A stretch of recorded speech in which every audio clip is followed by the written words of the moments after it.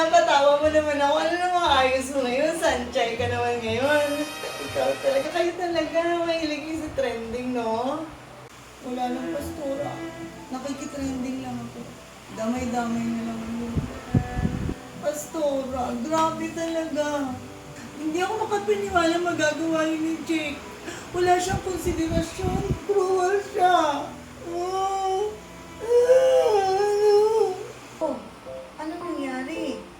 A day before the prom, nagsabi siya na cancel na daw yung invitation niya sa akin. Ayaw na lang daw niya ako maabala.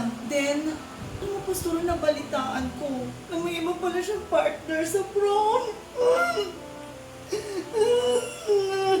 Hindi ko matanggap. Kalma lang. Lalaki lang yan.